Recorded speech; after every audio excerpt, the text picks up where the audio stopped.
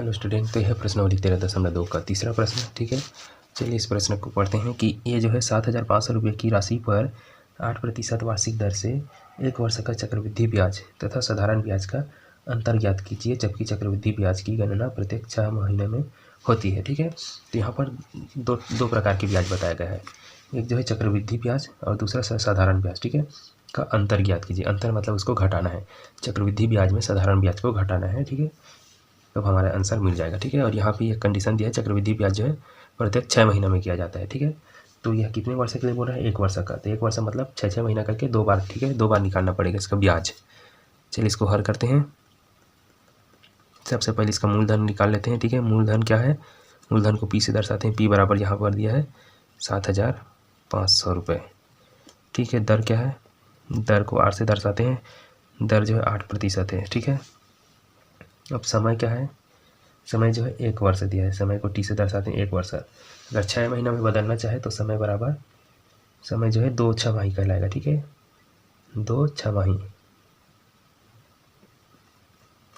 तो 2 बार 6 माह करके आएगा। ठीक है, इसको लिखना चाहेंगे तो टी बराबर जो है 1/2 लिख सकते हैं या फिर 6/12 लिख सकते हैं।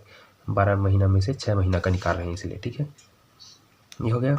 और साधारण ब्याज को तो नॉर्मल है। ठीक है, पहले हम लोग चक्रवृद्धि ब्याज निकाल लेते हैं। तो इसको लिखेंगे पहले 6 माही का। ठीक है, 2 बार 6 माह आएगा तो पहले 6 माही का ब्याज। ठीक है,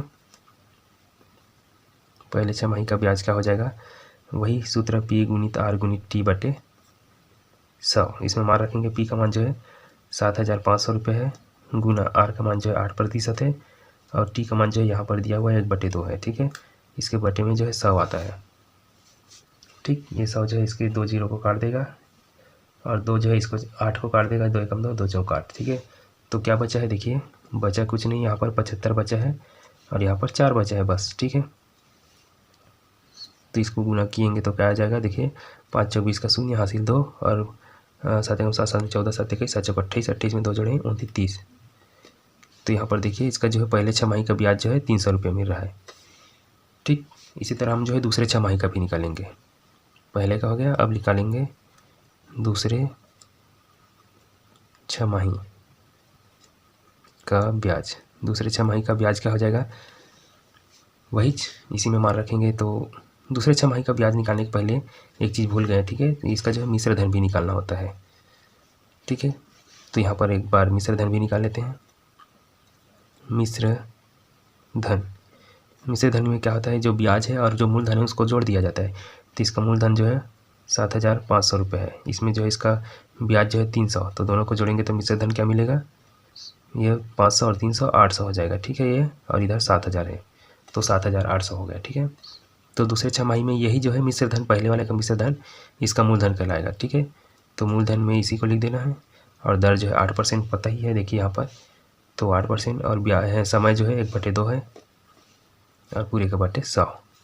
फिर वही 2 जीरो से 2 जीरो काट देना है। ये जो है 2 इसको काट देगा, 2 एकम 2, 2 चौक 8, तो मिलेगा क्या? 78 गुना 4। ठीक है, बाकी सब खत्म हो गया, कट गया है। तो अब क्या हो जाएगा? इसको गुना करेंगे तो ये जो है इसमें गुना हो जाएगा, तो 8 चौक 32 का 2 हासिल 3, और 7 अट्ठे 56, यानी 7 एकम 7, 7 14, 7 21, 7 चौक 28, 28 में 3 जोड़ेंगे तो 29, 30, 31, 312 रुपये मिल रहा है। ठीक है, इसको दूसरे 6 माही का ब्याज।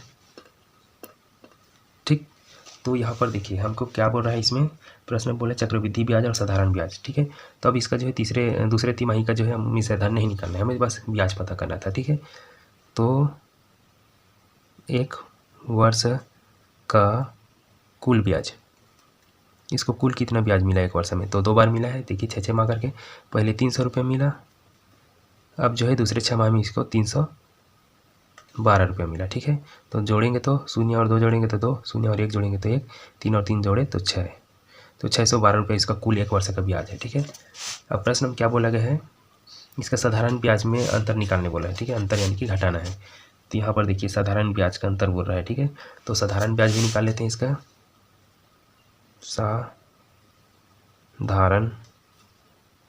साधारण ब्याज बराबर क्या होता है? वही सूत्र है, P गुना R गुना T बटे 100। ठीक है। तो साधारण ब्याज में जो है ये 6 महीने वाला नहीं चलता है, ठीक है। इसमें पूरा एक साल जितने समय का उसको निकाल लेते हैं, ठीक है। तो पी का मान जो है कितना है साधारण में, प्रश्न को देखकर बताएंगे। तो ये जो है 7,500 रुपये। आर का मान जो 8%, समय जो 1 साल के लिए है, तो 1 लिख दो बटे का 100, ठीक है। 2 जीरो इसका, 2 जीरो नीचे वाले का काट दिया, तो कितना बचा है तो सिर्फ 75 और 8, ठीक है। 75 और 8 का गुना करेंगे, कितना आ जाएगा देखिए, 8 पंचे 40 का शून्य हासिल 4, 8 सत्ते 56, 56 में 4 जोड़ेंगे तो 60, यानी कि इसको मिल रहा है 600 रुपये साधारण ब्याज, ठीक है। साधारण ब्याज 600। तो इस प्रश्न में क्या बोला है, चक्रवृद्धि ब्याज और साधारण ब्याज में अंतर, ठीक है। तो इसको क्या लिखेंगे, चक्रवृद्धि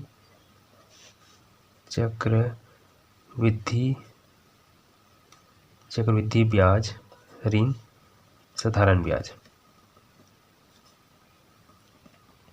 ठीक है। यही निकालने बोल रहे हैं, चक्रवृद्धि ब्याज एवं साधारण ब्याज में अंतर। तो चक्रवृद्धि ब्याज में इसको कितना रुपया मिला है देखिए, 1 वर्ष का कुल ब्याज, ठीक है। यहाँ पर कुल की जगह में यहाँ पर लिख देना था चक्रवृद्धि ब्याज करके, ठीक है। 1 वर्ष का कुल चक्रवृद्धि ब्याज जो है 612 रुपया मिला। और ऋण साधारण ब्याज कितना मिल रहा है उसको देखिए, साधारण ब्याज यहाँ लास्ट टाइम देखिए 600 रुपया है, ठीक है। यहाँ पर तो इसमें 600 लिखेंगे, देखिए 612 में 600 घटाएंगे तो सिंपल सी बात है, 600 घट खत्म हो जाएगा, 12 रुपया बस बचेगा, यही इसका आंसर है, ठीक है। चक्रवृद्धि ब्याज और साधारण ब्याज का अंतर इस तरह से निकाला जा सकता है। आप लोग नोट करना चाहें तो प्लीज़ नोट कर सकते हैं। वीडियो को मैं थोड़ा अच्छे से बना लेता हूँ,